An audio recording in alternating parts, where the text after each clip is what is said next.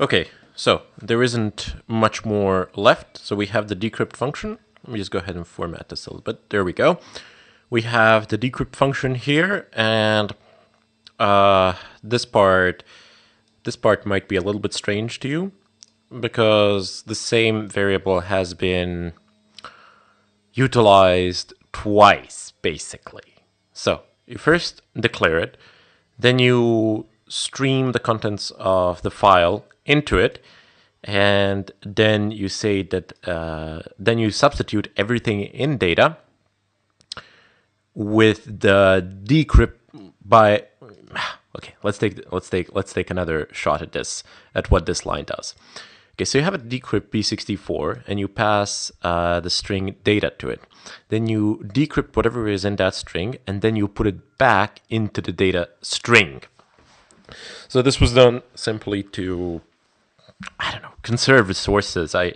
Because then you would need to declare another string and you would just type it in like this in order to save the resources, to save yourselves from having to declare another string. On a program, on this decryption program that is this small, it really makes little to no difference, but it's just a coding habit that stays with you and it's very difficult to get rid of, and there's no point to get rid of it because it's very effective. On a larger scale project, it saves a ton of resources. For example, in Java, that is the difference between, well, not that, but that same concept would apply to the applications which do the same things. For example, you have two games, and one game wastes your battery like a lunatic, and the other one basically doesn't waste your battery. So, yeah, you just get used to writing code in a certain way to conserve RAM, to make the program as small as possible, and to save on the usage of the system resources. Anyway, let's go ahead and continue. Enough of that. So now we need the output file. So OF stream, I don't know, FO, and we're going to name this one, and this is going to be out. So we're going to initialize this, just going to use out here, which is initialized to the second argument. And then we're going to do basically a check down below. So FO, and if there is nothing in the FO, let's go ahead and return cannot write output file. So, well, perhaps that's a crude statement to say if there is nothing, as long as it is nothing for whatever reason. Maybe it cannot create it. Maybe you don't have the permissions. Maybe something else failed and it did create the file, but it's empty. Blah blah blah. Not just that it's empty. It's there is some sort of problem and it cannot read the file, which will basically mean that the return is actually false. The return will be interpreted as false, and if it is false, then go ahead and return. We're gonna just get a C out here to know what happened. So cannot write output file. Okay. And then we're going to do out, and we're going to go ahead and get the single quote here as well, just like before, and L, and the return code will be 5. Okay. So down below, FO. Data. Yep, so we're now outputting from FO we're outputting from data into FO file. File descriptor, that is. Which stands for a file, basically. In the crudest sense of the word, I guess. Data. And let's close it. So we're taking now the decrypted string data, whatever is contained in that string is decrypted information, and we want to put it into a file so that we have it for safekeeping, I guess, or whatever. The cout, the coding was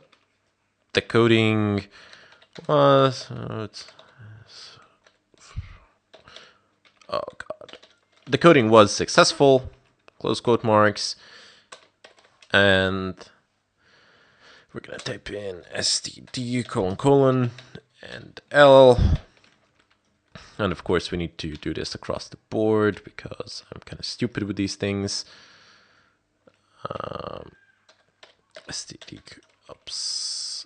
std colon. I'm missing one here. Colon and std colon here. So I'm missing here and I'm missing one here. God. It's like I completely forgot that I need to actually utilize it. There we go. So now it should be fine. Let me just, oh, I have a spelling error here. So yep. So just remove one L.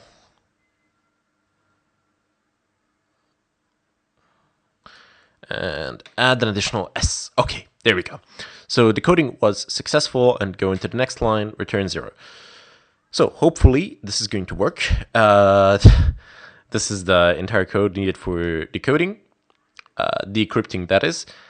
And we're gonna go ahead and, well, it's actually decoding and decrypting because base64 is an encoding process, but since we've added salts, it's actually encrypting as well.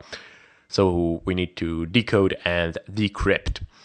Anyway, we now need to basically run this program, compile this program, and we're gonna do that with Control B. No, doesn't work. So let's just build and run. Error: base64 decode was not declared in this scope. Error: salt2, salt3, salt1 was not declared in this scope. Base std string. Okay. Right. So I have not declared the salts here. So let's go back to GitHub and grab the salts. So this is salt1, salt2, salt3. So let's just pull them from here. And I don't know, put them like here. Well, actually, let's put them above the function.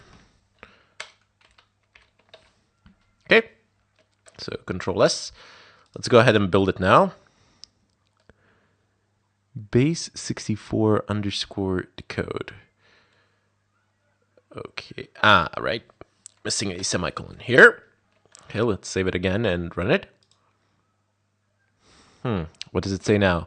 Error: base64 was not declared in this scope. S. Okay, no big deal. What we're missing is S equals salt1 plus salt2 plus salt3, blah, blah, blah. And, or not. Let me just see. std string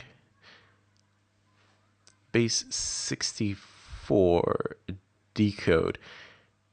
Okay, this is a function. So base64 underscore decode is another function from here. This is base64 encode, and I need the base64 decode. So we just need another function. Need to plug it in. So just go ahead and copy it. I think it's here. Yep, it should be here. So Control C. As I said, I've written this a while ago, and I've completely, and it's been a very long time since I've written it. Okay, so let's just go ahead and copy paste this here. Format it a little bit. And then basically just pull this as well. So Control C.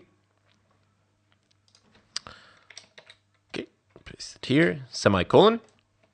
Control S. Let's build and run now. Okay, let's see what the problem is now. So error: expected primary expression before int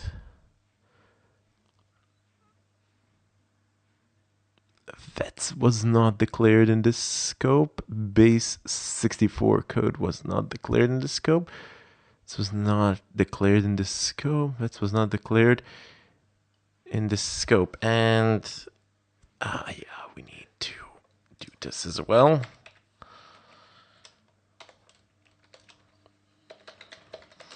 include vector.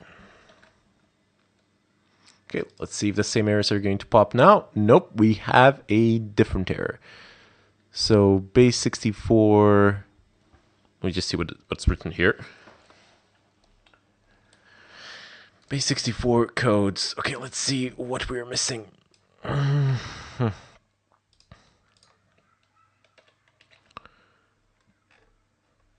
let's go up. Okay, we're missing the string for the base 64 encoding. Okay, no big deal. I can plug that in just as easily. Let's go back home. So const string, Control S.